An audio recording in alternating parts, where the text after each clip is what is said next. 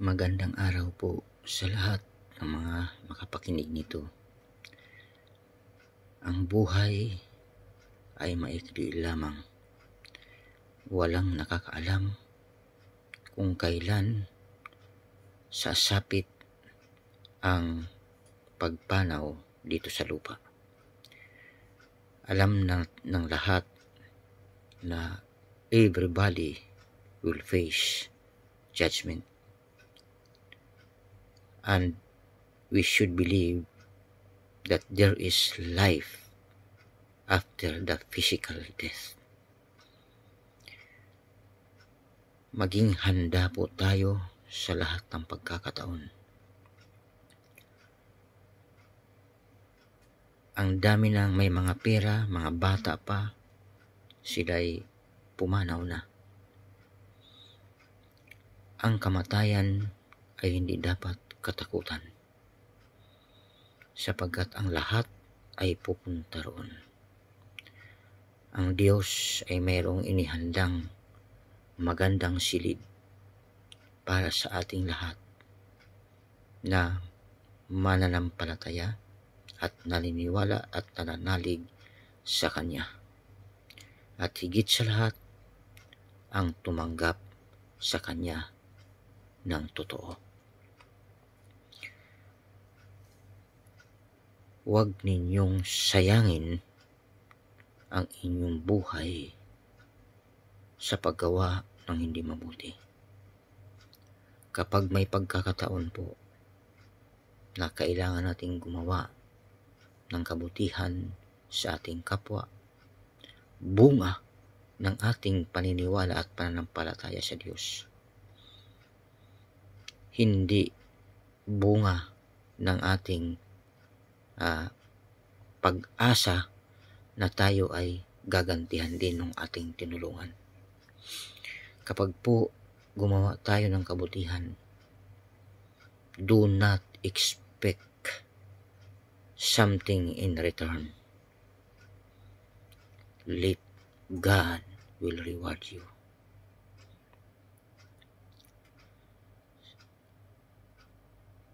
Ingat po tayo, mga kapwa ko. Ang buhay ay maikli. Kapag may pagkakataon at nakapakinig kayo ng kapahayagan tungkol kay Kristo, huwag na po tayong magbingi-bingihan. The reason why I was motivated to share the gospel, because there is only one hope and only one way and life. No one comes to the Father except through Him, and that is Jesus Christ. Accept Him as your Lord and Savior. Tanggapin po natin siya. Hindi po pinag-uusapan ang relihiyon, kundi ang pinag-uusapan dito ay ang relasyon. Anuman ang iyong relihiyon na kinabibilangan, kapag po hindi pa natin natatanggap ang Panginoong Jesucristo, ang pag-asa na ipinangako ng Diyos, maaring hindi mapa sa atin. Ang paghahanda ng Panginoon ng mga silid ay mayroong kondisyon. Yan ay ang pamumuhay na naaayon sa Kanyang kalooban. At higit sa lahat, tanggapin ang Panginoong Jesucristo sa buhay bilang tagapagligtas at Panginoon.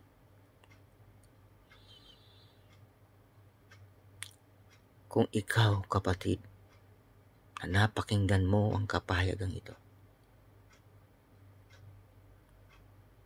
pagsisihan po natin ang ating mga kasalanan at magbalik loob sa Diyos.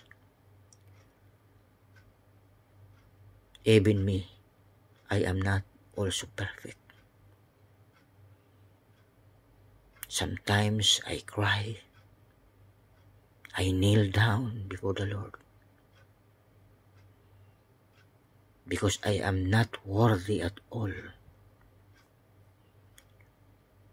But I always pray that God will give me strength and courage to overcome those trials, challenges in life. That God will strengthen me because I am also weak. God said, apart from me, you can do nothing. Kailanman ang sanga na nakahiwalay sa puno ay walang kakayahang makapamunga. Ito'y maaring matuyo, malanta, hanggang sa ito'y susunugin. Be ready all the time, because the coming, nobody knows when it will come. We must prepare always. If you think that you are living in sin, brothers and sisters, repent and turn away from it. The word repentance means there should be a changes in life by renewing our mind and living according to His will. The Bible says clearly, not all who call me Father will enter into the kingdom of God, but only those who obey and do what it says. Mga kapatid, kung sa tingin mo ay nabubuhay ka sa kadiliman, magsisi ka. Ang Diyos ay handang magpatawad kapag taos sa puso natin ang pagsisisi. Repentance should be backed up by the way you live, living according to the Word of God. Those who did not forgive their husband, their children, please forgive them, because those who do not forgive will not be forgiven as well. As simple as that. Gaano man kalaki ang kasalanan, hindi binabanggit ng Biblia kung maliit o malaki ang kasalanan. Ang kailangan magpatawad.